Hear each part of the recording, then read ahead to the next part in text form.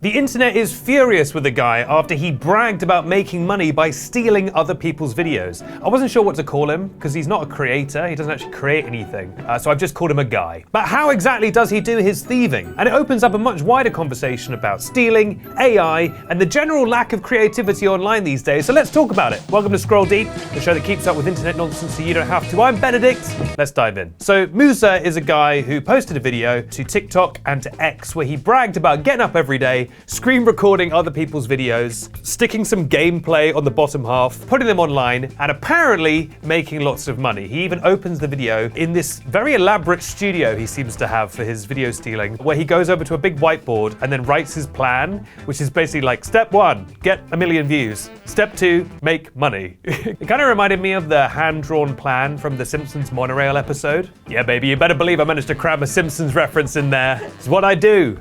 That's why this is creative. And people got extremely mad about this video, but he's actually made this kind of video lots and lots of times. He keeps making a video going like, guys, I keep stealing videos. So he's either trying to like farm engagement by making people mad, which I guess mission accomplished, or he's trying to attract business. I was actually a little hesitant about covering this because I didn't want to give him promo, but it does give us a chance to talk about the interesting topic of people who take content and the weird subculture of people who harvest other people's work. Like, you get those guys who will repost other people's entire TikTok, but they'll just stand in front of it the whole time, just going like, this is a version of Monopoly designed to take as long as possible. In fact, can we add a little me in front of this video that can do that? Because you're not providing a reaction or a commentary. Like, people got mad about commentary channels and reaction channels. There's a famous feud with Sniper Wolf and Jax Films where he claims that, you know, she's just watching other people's videos. At least she's in the video. Like, I don't think that's very good content, but at least she's in it. This guy's not even in these videos. He's just taking someone else's video and some GTA footage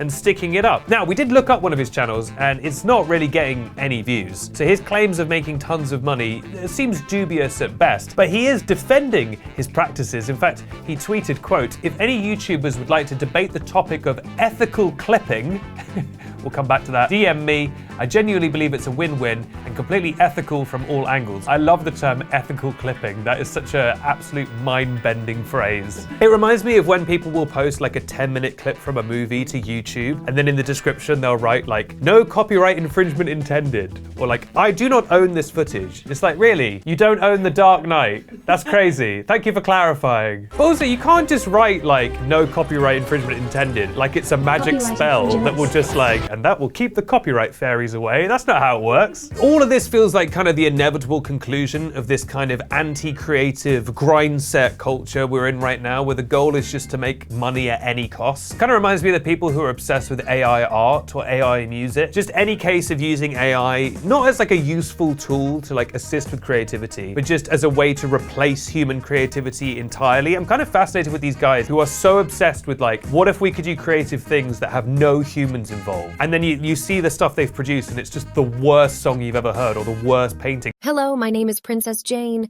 I would like to show you some tricks. I hope you enjoy it.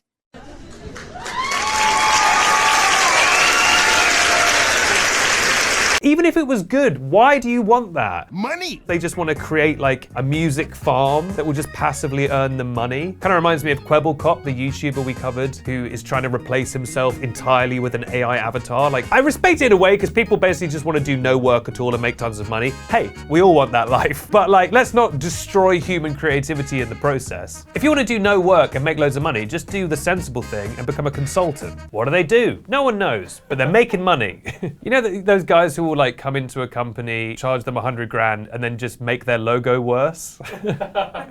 Consultancy. Anyway, there's many things we can conclude from this. First of all, we should probably have some kind of gameplay footage on the lower half of this video just to boost that engagement. But also, a quick reminder to anyone watching this, especially anyone watching who's like 13. First of all, you're too young to be on whatever platform this is. Get off. Second of all, I know this might seem like a fun, well, not fun, but an easy way to make money, but you cannot just put stolen content on platforms because they will get rid of you. They will demonetize you. Ultimately, they don't want people just recycling garbage onto the feed. So this is not a long-term way to make a life for yourself. So I wouldn't encourage you to get into that business. You want to get a more stable profession, like being a doctor or an architect, whatever the it is I do. But what do you think? Am I wrong? Is this guy the greatest creator since Leonardo, the Ninja Turtle? Let me know in the comments down below. And if there's anything else you'd like us to cover here on Scroll Deep, comment that as well, and maybe we'll take your suggestion. Everyone who gets a suggestion used on this show receives $1 million cash, and that is a legally binding contract. Make sure to follow and like to keep up with all the latest online nonsense. I'm Ben Benedict, and I'll leave you with our famous catchphrase. If you're not scrolling, you must be Delulu, sis. And that's on Riz. And that's on Baby Gronk.